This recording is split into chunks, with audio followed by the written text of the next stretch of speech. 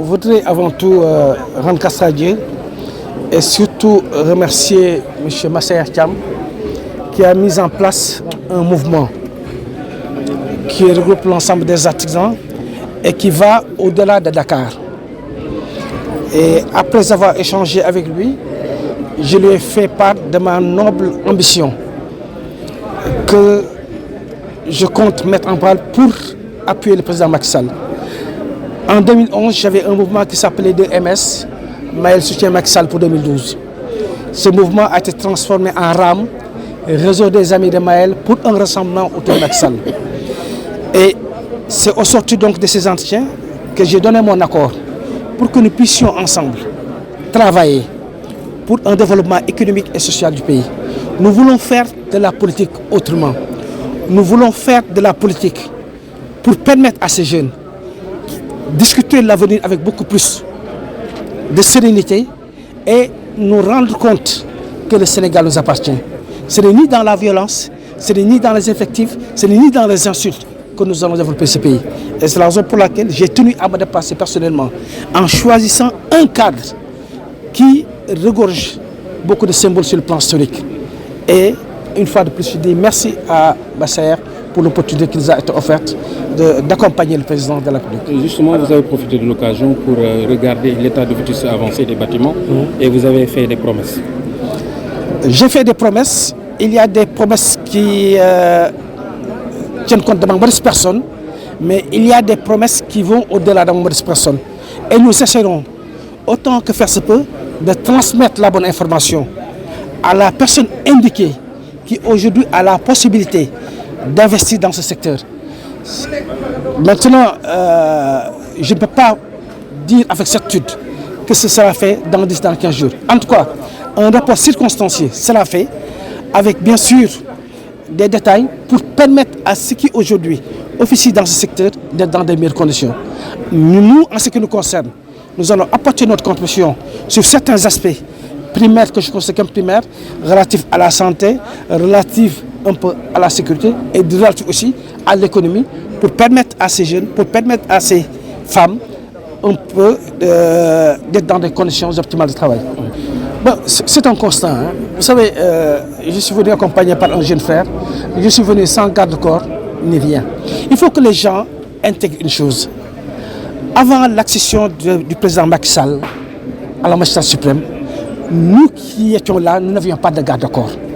Les visitantes, il faut que nous allions vers les populations, que nous discutions avec eux. Parce que le président ne peut pas être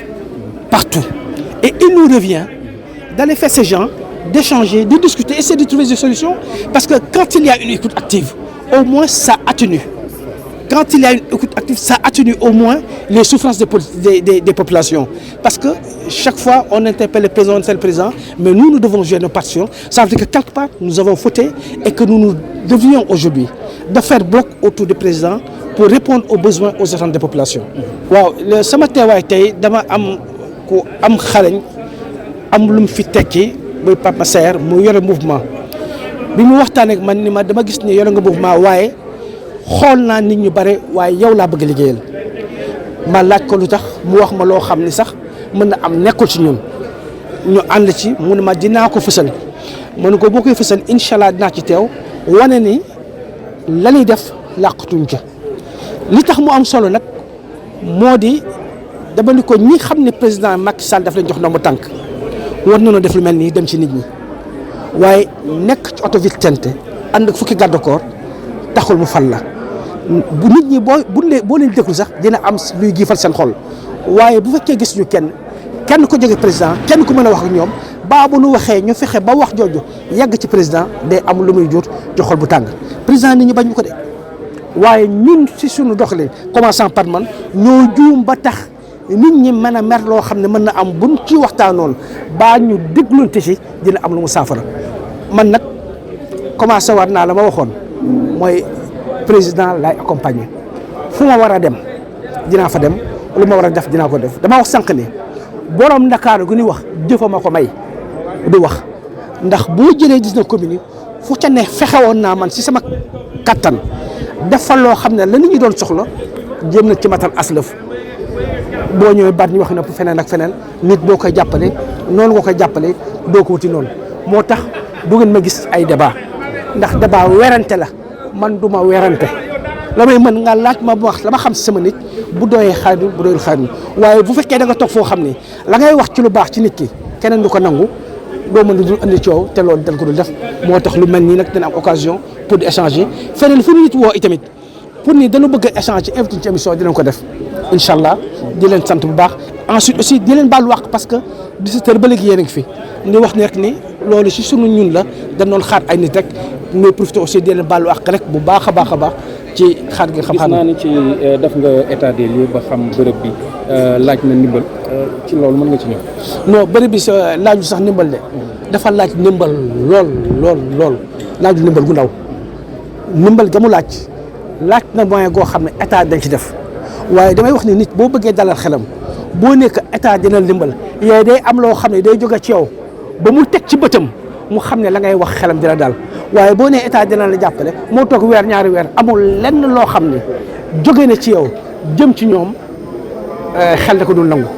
am na loo xam bu ko xel mee ngoor meewu ko moo tax sànq ma tooñ leen ni leen màggal a ngi ñëw te ku ni màggal ni murit ni nag di sangam la may def nag du doon wax jëf lay àndal ba ñu xam ne la ma wax ni dinaa ko accompagner nee naa leen man maa def sama bopp membre d'honneur ci kuréel gi te loolu nag dañu bëgg incha allah fas yéene gunge leen te dinañ demaat feneen fu bokkul ak fii ngir fas yéene jàppal président ci orientation yi mu joxe. ñu ngi lay sant.